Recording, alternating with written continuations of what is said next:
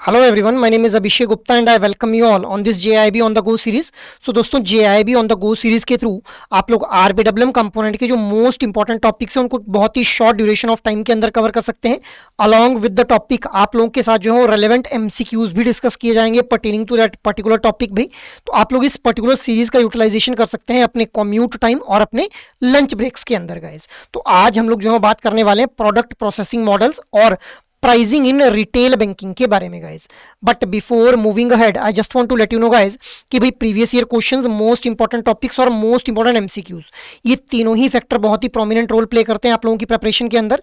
तो गाइज अगर आप लोगों को भी यही कंसर्न है रिगार्डिंग योर JIB एग्जामिनेशन, तो आप लोग जो है वो अपनी स्क्रीन के ऊपर जो डॉक्यूमेंट अभी देख रहे हैं इस डॉक्यूमेंट को एक्सेस कर सकते हैं by clicking on the link which is given in the description of this video, so that आप लोगों को previous year questions, most important topics और मोस्ट इंपॉर्टेंट MCQs के बारे में जो है वो इन डेप्थ नॉलेज हो जाए regarding all the components of JIB examination guys. ठीक है, तो अब हम लोग जो है आते हैं आज की डिस्कशन के ऊपर. तो गाइज आज हमारी डिस्कशन को हम लोग स्टार्ट करेंगे with the product processing models. अब देखिए हम लोगों ने लास्ट सेशन के अंदर जो था वो अलग अलग तरह के प्रोडक्ट्स के बारे में बात की, अलग अलग तरह के प्रोडक्ट मॉडल्स के बारे में बात की, जैसे retail asset product, retail liability products. ठीक है, अब इन प्रोडक्ट्स को जो है किस तरह से इनकी प्रोसेसिंग की जाती है उसके लिए हम लोग जो है वो यहाँ पे आज बात करने वाले रिगार्डिंग प्रोडक्ट प्रोसेसिंग मॉडल्स भाई. तो देखिए हम लोग जो है प्रोडक्ट की जो प्रोसेसिंग करेंगे, ठीक है, उसके अंदर हम लोग जो तीन डायमेंशंस को कवर अप करते हुए चलेंगे. सबसे पहली है in house resource processing, second one is outsourcing process, third one is outsource plus in house resource processing guys. अब देखिए इन हाउस रिसोर्स प्रोसेसिंग का मतलब क्या है, जहां पे बैंक्स के द्वारा अपने इंटरनल रिसोर्सेज का यूज किया जाएगा for performing the processing of the products guys. अब जनरली हम लोग देखते हैं कि भी जो पब्लिक सेक्टर बैंक्स और जो ओल्ड प्राइवेट बैंक्स हैं इनके द्वारा जो है वो in house resource processing model का यूज किया जाता है guys. After that next is outsourcing process. अब आउटसोर्सिंग ऑलरेडी लास्ट सेशंस के अंदर भी हम लोगों ने डिस्कस किया था, जहां पे हम लोगों ने जो था इम्प्लीमेंटेशन मॉडल्स को डिस्कस किया था कि भाई आउटसोर्सिंग के अंदर इंडिविजुअल ऑर्गेनाइजेशन के द्वारा एक थर्ड पार्टी को जो है वो हायर किया जाता है फॉर परफॉर्मिंग इट्स प्लान्ड और एग्जिस्टिंग एक्टिविटीज गाइस. ठीक है, तो आउटसोर्सिंग मॉडल का यूज किया जाएगा for the processing of products by the foreign banks guys. Generally हम लोग देखते हैं कि भी जो फॉरेन बैंक्स हैं उनके द्वारा आउटसोर्स किया जाता है थर्ड पार्टी को for the processing purpose guys. Next is outsource plus in house resource processing model, जहां पे हम लोग देखते हैं कि कुछ पार्ट जो है वो आउटसोर्स कर दिया जाएगा और कुछ पार्ट ऑफ एक्टिविटीज को जो है वो इंटरनल रिसोर्सेज के थ्रू जो है वो प्रोसेस किया जाएगा गाइस. ठीक है, तो न्यू जनरेशन जो प्राइवेट बैंक्स हैं उनके द्वारा इस हाइब्रिड मॉडल का यूज किया जाता है अभी. तो हम लोगों ने ध्यान में रखना है कि भाई कौन से बैंक जो है वो किस तरह के प्रोडक्ट प्रोसेसिंग मॉडल का यूज करते हैं for the purpose of processing of different products guys. ठीक है, आफ्टर दैट अब हम लोग बात कर लेते हैं process models regarding processing of retail assets भाई. रिटेल एसेट्स के बारे में हम लोगों ने पढ़ा था कि रिटेल एसेट प्रोडक्ट्स का पार्ट बनते हैं लोन्स और एडवांसेस गाइस. अब देखिए यहाँ पे हम लोगों को जो सबसे पहले हम लोग बात करेंगे सेंट्रलाइज्ड प्रोसेसिंग के बारे में. सेंट्रलाइज्ड प्रोसेसिंग के अंदर हम लोग देखते हैं कि भाई सभी लोन्स चाहे वो ब्रांचेस के ऊपर सोर्स हो रहे हैं, चाहे वो मार्केटिंग टीम के द्वारा सोर्स करके लाए जा रहे हैं, सभी के सभी लोन्स जो है वो प्रोसेस होंगे एट अ सिंगल पॉइंट, जिसको हम लोग क्या बोल देंगे, सेंट्रलाइज्ड प्रोसेसिंग मॉडल बोल देंगे guys. So all loans sourced at the branches and by the marketing team are processed at a single point guys. अब जनरली हम लोग देखते हैं कि जो फॉरेन बैंक्स हैं उनके द्वारा सेंट्रलाइज्ड प्रोसेसिंग का यूज किया जाता है विद रिस्पेक्ट टू लोन्स, और पब्लिक सेक्टर बैंक जो धीरे धीरे इस सेंट्रलाइज्ड प्रोसेसिंग मॉडल की तरफ जो है वो मूव कर रहे हैं guys. After that next one is regional या फिर stand alone processing model guys. अब देखिए रीजनल या फिर स्टैंड अलोन प्रोसेसिंग मॉडल को हम लोग थोड़ा डिटेल में डिस्कस करेंगे. रीजनल प्रोसेसिंग मॉडल का मतलब क्या है कि जैसे मान लो एक पर्टिकुलर रीजन के अंदर अगर 3 ब्रांचेस हम लोगों को देखने के लिए मिल रही हैं, इसी पर्टिकुलर रीजन में हम लोगों को जो है वो 3 ब्रांचेस देखने के लिए मिल रही हैं, तो ये जो पर्टिकुलर रीजन है जहां पे हम लोगों को जो है वो ये 3 ब्रांचेस देखने के लिए मिल रही हैं, इन सभी ब्रांचेस के ऊपर जो लोन्स की रिक्वेस्ट आई होंगी उनको एक रीजनल हब के ऊपर जो है वो प्रोसेस किया जाएगा अभी. ठीक है, इसके अलावा इसी तरह से एक और रीजनल हब होगा जो कि किसी और पर्टिकुलर रीजन के अंदर जो ब्रांचेस होंगी उनके लोन की रिक्वेस्ट को जो है वो प्रोसेस करने का काम करेगा. So regional hubs depending upon the vicinity of branches जो रीजनल हब्स हैं उनके ऊपर जो लोन्स हैं उनको प्रोसेस किया जाएगा गाइज। तो ये तो हो गया रीजनल प्रोसेसिंग मॉडल गाइज। अब स्टैंड अलोन प्रोसेसिंग मॉडल क्या होता है, जहां पे इंडिविजुअल ब्रांच के ऊपर ही जो है वो लोन को प्रोसेस कर दिया जाता है। जैसे जिस ब्रांच के ऊपर आप लोगों ने लोन की रिक्वेस्ट की, उसी ब्रांच के ऊपर जो है लोन को प्रोसेस कर दिया जाएगा guys. So regional processing hubs to cater specified cluster और ज्योग्राफी ऑफ ब्रांचेस। अब ये जो रीजनल प्रोसेसिंग मॉडल है ये हम लोगों को ज्यादा पॉपुलर देखने के लिए मिलता है with the old generation private banks guys. अब ये जो सेंट्रलाइज प्रोसेसिंग मॉडल और रीजनल प्रोसेसिंग मॉडल है, इन्हीं दोनों का कॉम्बिनेशन हम लोगों को देखने के लिए मिलता है, जिसको हम लोग बोल रहे हैं centralized plus regional processing model guys. अब ये जो हमारा centralized plus regional processing model है, इसके अंदर some part of the loan will be processed at the regional hubs and some will be processed at the central point which is a centralized processing model. मतलब दोनों का mixture हम लोगों को यहाँ पे देखने के लिए मिल रहा है। अब ये जो पर्टिकुलर मॉडल है, it is being used by the new generation private banks guys. So I hope now this centralized processing model, regional processing model, standalone processing model and centralized plus regional processing model तीनों आप लोगों को clear हो गए होंगे भी। अब ये जो प्रोसेसिंग मॉडल है, these are with respect to the processing of retail assets guys, ठीक है। आफ्टर दैट अब हम लोग बात कर लेते हैं रिटेल लाइबिलिटी प्रोडक्ट्स के बारे में। सो गाइस देखिए, रिटेल लाइबिलिटी की अगर हम लोग बात करें तो यहाँ पे जनरली हम लोग देखते हैं कि भाई most of the public sector banks के द्वारा जो स्टैंड अलोन प्रोसेसिंग है उसको फॉलो किया जाता है इन रिटेल लाइबिलिटी प्रोडक्ट्स की प्रोसेसिंग के लिए। रिटेल लाइबिलिटी प्रोडक्ट्स के पार्ट क्या बन जाएंगे, करंट अकाउंट, सेविंग्स अकाउंट, ठीक है, fix deposit and recurring deposit, ठीक है। इनको हम लोग और ज्यादा अगर कैटेगराइज करें तो डिमांड डिपॉजिट के अंदर बन जाते हैं कासा डिपॉजिट्स, और जो हमारे टर्म डिपॉजिट या फिर टाइम डिपॉजिट है उसका पार्ट बन जाते हैं fix deposit and recurring deposit. तो इन पर्टिकुलर प्रोडक्ट्स की प्रोसेसिंग के लिए most of the public sector banks के अंदर हम लोग देखते हैं कि स्टैंड अलोन प्रोसेसिंग को ऑप्ट किया जाता है। मतलब जिस ब्रांच के ऊपर आप लोगों ने जो है वो रिक्वेस्ट किया, उसी ब्रांच के ऊपर जो इन प्रोडक्ट्स की प्रोसेसिंग कर दी जाएगी।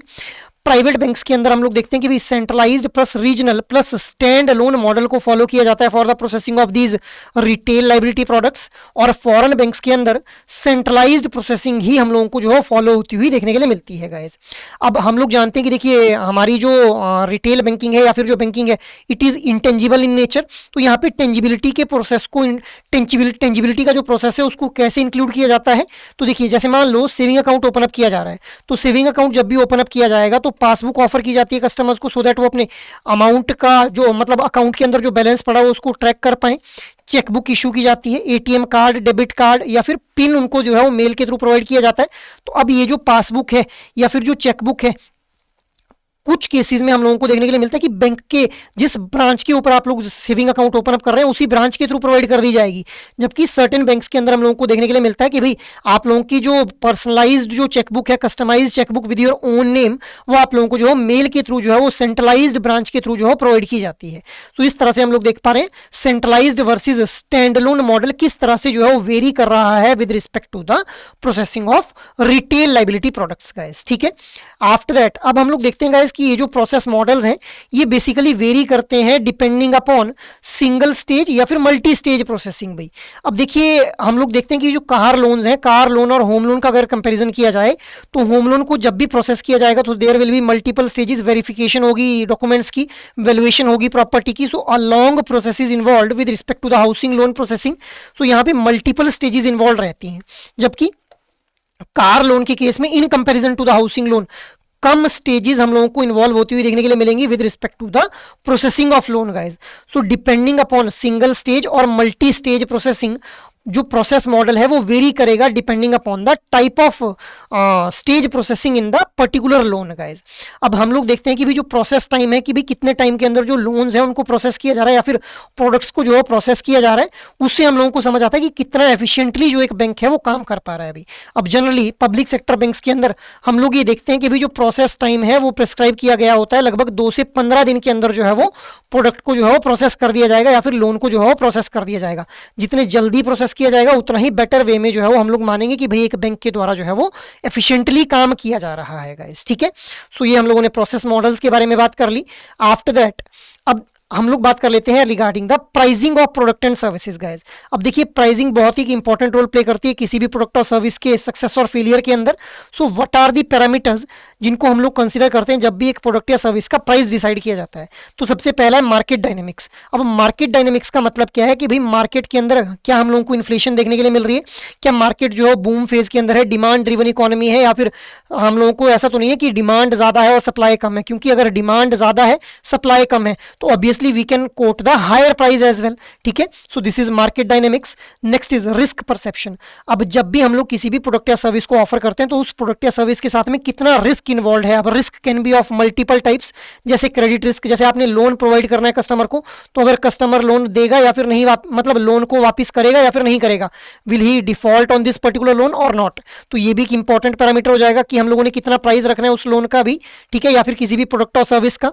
After that next is customer profile. Customer profile का मतलब क्या है कि कस्टमर की इनकम क्या है, ठीक है, हम लोगों को जो है वो कस्टमर की इनकम क्या देखने के लिए मिल रही है, उसकी क्रेडिट वर्दीनेस कैसी है, उसकी transaction history, previous transaction history कैसी देखने के लिए मिल रही है। So this will be the part of customer profile guys. Next is resource position. तो अब एक बैंक के द्वारा जब भी नया प्रोडक्ट और सर्विस जो प्रोवाइड किया जाएगा तो क्या बैंक के पास जो ह्यूमन रिसोर्स है उस प्रोडक्ट या सर्विस को डिलीवर करने के लिए, फंड्स कितने रिक्वायर्ड रहेंगे, किस तरह की टेक्नोलॉजी की रिक्वायरमेंट रहेगी। So this will also be an important parameter कि भाई हम लोगों ने कितना प्राइस डिसाइड करना है, क्योंकि ये भी तो हम लोगों को इंक्लूड करना है ताकि हम लोग अपनी प्रॉफिटेबिलिटी को अचीव कर पाए। After that next is tenure. So कितने टाइम पीरियड के लिए जो प्रोडक्ट और सर्विस है वो ऑफर किया जा रहा है, इसके ऊपर भी डिपेंड करेगा कि कितना हम लोगों को जो प्राइस रखना है अपने प्रोडक्ट या सर्विस का। After that asset liability position. So एक बैंक को जो है अपने जो लॉन्ग टर्म एसेट या फिर जो लॉन्ग टर्म लाइबिलिटीज हैं उनको आपस में जो मैच करना है कि भाई ऐसा तो नहीं है कि इस प्रोडक्ट का अगर प्राइस हम लोगों ने लो रखा तो मेरी जो लाइबिलिटीज हैं वो बढ़ जाएंगी और मेरे एसेट जो कम हो जाएंगे। ठीक है, सो इसके ऊपर भी हम लोगों ने ध्यान में रखना है जब भी हम लोगों को प्राइस डिसाइड करना है। After that return expectation. अब जब भी एक प्रोडक्ट और सर्विस को मार्केट में लॉन्च किया जाता है एक बैंक के द्वारा या फिर ऑर्गेनाइजेशन के द्वारा, तो कितनी रिटर्न एक्सपेक्टेड है, क्या हम लोग 15% रिटर्न एक्सपेक्ट कर रहे हैं, 20% एक्सपेक्ट कर रहे हैं। अब उसी अकॉर्डिंग जो है प्राइस को भी वहां पे कोट किया जाएगा सो दैट हम लोग जो रिटर्न एक्सपेक्ट कर रहे हैं वो हम लोग जो है वो रिसीव कर पाए after putting the price of that particular product और service guys. So these are the parameters जो कि हम लोगों को ध्यान में रखने रहते हैं जब भी प्राइस जो है वो डिसाइड किया जाता है for any kind of product and service guys. After that अब हम लोग जो है प्राइसिंग स्ट्रेटेजीज के बारे में बात कर लेते हैं। तो अलग अलग तरह की प्राइसिंग स्ट्रेटेजीज देखने के लिए मिलती हैं। सबसे पहले है एग्रेसिव प्राइसिंग स्ट्रेटेजी गाइस। अब देखिए एग्रेसिव प्राइसिंग स्ट्रेटेजी के अंदर क्या किया जाता है, एक तो फ्रेश अकाउंट्स को कैप्चर किया जाता है एक बैंक के द्वारा, इसके अलावा दूसरे बैंक से भी माइग्रेशन कस्टमर्स की होती हुई देखने के लिए मिलती है। अब कैसे, देखिए जैसे मान लो एबीसी एक बैंक है, अब एबीसी बैंक के द्वारा सेविंग्स अकाउंट के ऊपर 5% रेट ऑफ इंटरेस्ट ऑफर किया जा रहा है। इसके अलावा एक बैंक है XYZ बैंक जो कि सेविंग्स अकाउंट के ऊपर 6% रेट ऑफ इंटरेस्ट ऑफर कर रहा है, साथ में ग्रुप इंश्योरेंस भी ऑफर कर रहा है। तो जब कस्टमर्स को यहाँ पे ज्यादा रेट ऑफ इंटरेस्ट ऑफर किया जा रहा है along with rate of interest group insurance भी ऑफर किया जा रहा है, तो इससे क्या होगा कि नए अकाउंट्स तो ओपन अप होंगे ही इस XYZ बैंक में, साथ ही साथ जो ABC बैंक के कस्टमर है वो भी माइग्रेट करना स्टार्ट कर देंगे, क्योंकि एक तो रेट ऑफ इंटरेस्ट ज्यादा है, दूसरा यहाँ पे ग्रुप इंश्योरेंस भी प्रोवाइड की जा रही है। So this is aggressive pricing strategy भी। After that next is structured pricing strategy. अब देखिए स्ट्रक्चर्ड प्राइसिंग स्ट्रेटेजी को हम लोग जो है स्टेप अप मॉडल भी बोल देते हैं गाइस। यहाँ पे हम लोग इनिशियली जो प्राइस है अपने प्रोडक्ट या सर्विसेज का उनको लो रखते हैं सो दैट कस्टमर्स को जो अट्रैक्ट किया जा सके, मार्केट को पेनिट्रेट किया जा सके, और बाद में मार्केट प्राइसेस के अकॉर्डिंग ही अपने प्रोडक्ट के प्राइस को भी हम लोग जो है वो इंक्रीज कर देते हैं guys. So this is structured pricing strategy. After that next is stand alone pricing strategy. अब गाइस देखिए स्टैंड अलोन प्राइसिंग स्ट्रेटेजी का मतलब क्या है कि जैसे मान लो एक बैंक के द्वारा लोन प्रोडक्ट ऑफर किया जा रहा है और एक एफडी प्रोडक्ट को जो है ऑफर किया जा रहा है, तो लोन का प्राइस जब डिसाइड किया जाएगा और एफडी का प्राइस, अब लोन के केस में प्राइस क्या हो जाएगा, लोन के केस में प्राइस हो जाएगा जो रेट ऑफ इंटरेस्ट चार्ज करेगा बैंक के कस्टमर से। एफडी के केस में प्राइस क्या हो जाएगा, जो bank rate of interest provide करेगा कस्टमर को on this fix deposit guys. तो दोनों का जो प्राइस है उसको इंडिपेंडेंटली जब एक्सेस किया जाएगा, मतलब ना तो एफडी का जो रेट ऑफ इंटरेस्ट है वो इंपैक्ट करेगा लोन के ऊपर कितना रेट ऑफ इंटरेस्ट रिसीव करना है बैंक ने, ना ही लोन का जो रेट ऑफ इंटरेस्ट है वो एफडी के रेट ऑफ इंटरेस्ट को इंपैक्ट करेगा। तो इसको बोल देंगे हम लोग स्टैंड अलोन प्राइसिंग गाइस। ठीक है, here all the products are independently assessed guys. After that next pricing strategy is general pricing strategy भी। अब देखिए जनरल स्ट्रक्चरिंग के अंदर हम लोगों को क्या देखने के लिए मिलता है कि भाई जो प्राइस है उसको हम लोग जो फाइन ट्यून करते हैं with the quantum and volume of products guys. अब हम लोग जानते हैं कि जितने ज्यादा क्वांटम के अंदर प्रोडक्ट और सर्विसेज जो है प्रोड्यूस किए जाएंगे उतना कम हम लोगों को उनके ऊपर जो ऑपरेशनल कॉस्ट देखने के लिए मिलेगी। सो जितने ज्यादा नंबर के अंदर, जितने ज्यादा वॉल्यूम के अंदर प्रोडक्ट्स रहेंगे उस अकॉर्डिंग फिर हम लोग जो है अपने प्राइस को जो है वो फाइन ट्यून कर लेंगे with the quantum and volume of those product and services guys, जिसको हम लोग क्या बोल रहे हैं, जनरल स्ट्रक्चरिंग प्राइसिंग स्ट्रेटेजी बोल रहे हैं अभी। After that next one is preference pricing strategy. अब देखिए प्रेफरेंस प्राइसिंग स्ट्रेटेजी नाम से ही समझ आ रहा है कि जो हमारे वैल्यूएबल कस्टमर, जो हमारे हाई नेटवर्थ इनकम कस्टमर्स हैं, हाई वैल्यू डिपॉजिट्स वाले कस्टमर्स हैं, उनको स्पेशल कोट्स या फिर कंसेशनल रेट्स के ऊपर जो है वो प्रोडक्ट और सर्विसेज ऑफर किए जाएंगे, तो उसी को हम लोग क्या बोल देंगे, प्रेफरेंस प्राइसिंग बोल देंगे guys. Next is price bundling strategy. अब देखिए प्राइस बंडलिंग स्ट्रेटेजी का मतलब क्या है कि जैसे मान लो एक बंडल बना दिया जिसके अंदर saving account, mutual fund, fix deposit, loans, ठीक है, क्रेडिट कार्ड, ये सारे हम लोगों ने प्रोडक्ट रख दिए। अब इन सभी के लिए एक हॉलिस्टिक प्राइस हम लोगों ने डिसाइड कर लिया कि भाई इस प्राइस के ऊपर जो है वो इन सभी प्रोडक्ट्स को जो है एक बंडल के थ्रू जो है वो कस्टमर्स तक पहुंचाया जाएगा गाइस। तो इसको बोलते हैं हम लोग price bundling, holistic pricing for a bundle of services guys. This is also called a cross selling strategy. मतलब कस्टमर्स की प्रेजेंट नीड को समझते हुए उसकी फ्यूचर नीड को हम लोगों ने असेस किया और उसकी फ्यूचर नीड को सेटिस्फाई करने वाले प्रोडक्ट को भी इस पर्टिकुलर बंडल के अंदर इंक्लूड करके हम लोगों ने जो था वो सेल आउट करने की कोशिश की। तो इसको बोलते हैं प्राइस बंडलिंग स्ट्रेटेजी गाइस, ठीक है। सो now there is a question for you guys, which of the following statements is or are true about banking pricing strategies? Your statements are: aggressive pricing aims to capture new accounts and encourage migration from competitors. Structured pricing means that prices of related products are linked and cannot be changed independently. In the step up model, prices starts high and are reduced later to retain the customers. Statement 4 क्या बोल रही है, structured pricing requires each product to be evaluated on its own merits. So you need to select the correct answer using the options given below. Your options are 1 and 2 only, 1 and 4 only, 2 and 3 only, या फिर 3 and 4 guys. So what should be the right answer here? The right answer will be option number B, that is 1 and 4 only guys. अब देखिए second statement हमारी यहाँ पे गलत हो जाती है। Structured pricing means the price of the related products are linked and cannot be changed independently। नहीं भी, हम लोगों ने अभी देखा कि स्ट्रक्चर्ड प्राइसिंग को ही हम लोग क्या बोल रहे थे, स्टेप अप मॉडल बोल रहे थे, जहां पे इनिशियली प्राइस को लो रखा जा रहा था, यहाँ पे रिलेटेड प्रोडक्ट्स के बारे में कोई बात नहीं हो रही थी। वहां पे हम लोग जहां पे ये जो इंडिविजुअली जहां पे प्रोडक्ट्स को असेस किया जा रहा था विद रिस्पेक्ट टू प्राइसिंग, उसको स्टैंड अलोन प्राइसिंग के बारे में वहां पे हम लोगों ने देखा गाइस। तो ये स्टेटमेंट गलत हो जाती है। स्टेप अप मॉडल के अंदर प्राइस स्टार्ट विद हाई, नहीं भी, स्टार्टिंग के अंदर जो प्राइस है वो लो रखे जाते हैं, बाद में प्राइस बढ़ाए जाते हैं। तो ये स्टेटमेंट भी गलत हो गई। पहली और चौथी स्टेटमेंट सही हो जाती है, इसलिए option B will be the right one here. Next is the centralized processing model for retail asset involves processing loans at the multiple regional hubs based on the loan type, all loans being processed at the single location regardless of the sourcing branch, each branch processing its own loan application independently, outsourcing loans processing to third party agencies. So what should be the right answer here? The right answer will be option number B, centralized processing model के अंदर सभी जो loans हैं उनको process किया जाता है at a single location regardless of the sourcing branch, कि भाई किस branch से वो loan जो source होकर के आया या फिर marketing team ने source की है, ये मैटर नहीं करेगा। सारे लोन्स की जो प्रोसेसिंग है वो एक सिंगल पॉइंट के ऊपर होगी in case of centralized processing model guys. After that there is a case study for you guys. Metro Bank is redesigning its pricing strategy for saving and deposit products to better compete in a crowded urban market. The bank introduces 3 new pricing approaches for its premium Metro Plus customers. General structuring, that is interest rates on fixed deposit are fine-tuned based on the deposit amount and transaction volume. Customers with high balances and more transactions get better rates. Next is preference pricing. Customers maintaining an average quarterly balance below 10 lakh are offered special quotes with concessional rates on the personal loans and discounted locker rentals. Next is price bundling. The Metro Plus bundle includes a saving account, debit card, unlimited digital transactions and a complimentary personal accident insurance cover for all for a single quarterly fee guys. ठीक है, सो ये metro bank की case study है आप लोगों के सामने. Now if the customer receives a special quote on a home loan due to maintaining a large deposit balance, this is an application of general structuring, price bundling, preference pricing या फिर regional pricing guys. What should be the right answer here? The right answer will be option number C, that is preference pricing भी, क्योंकि यहाँ पे हम लोग जो एक स्पेशल कोटेड प्राइस ऑफर कर रहे हैं, इसीलिए इसको हम लोग क्या बोल रहे हैं, प्रेफरेंस प्राइसिंग बोल दे रहे हैं गाइस। सो ये हम लोगों ने जो था वो आज के सेशन के अंदर अपनी जो प्राइसिंग और प्राइसिंग को डिस्कस कर लिया with respect to the products and services जो कि रिटेल बैंकिंग के अंदर ऑफर किए जाते हैं। अपार्ट फ्रॉम दिस, अगर आप लोगों को किसी भी तरह की गाइडेंस चाहिए रिगार्डिंग योर JIB एग्जामिनेशन, तो आप लोग जो एडुटैप की वेबसाइट को विजिट कर सकते हैं, जहां पे कोर्सेज नाम का टैब आप लोगों को देखने के लिए मिलेगा। यहाँ जाते ही JIB कोर्सेज के ऊपर क्लिक कर लेंगे।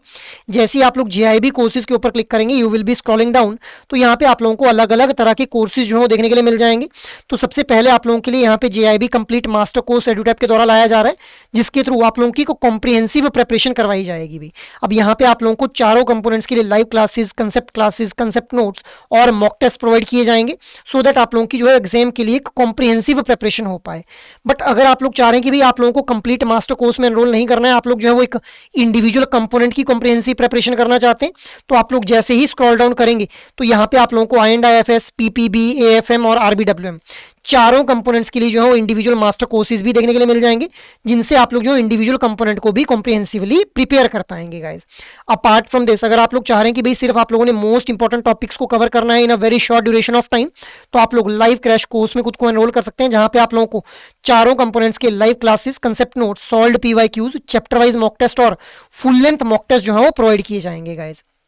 ठीक है, so you can enrol yourself in this live crash course as well.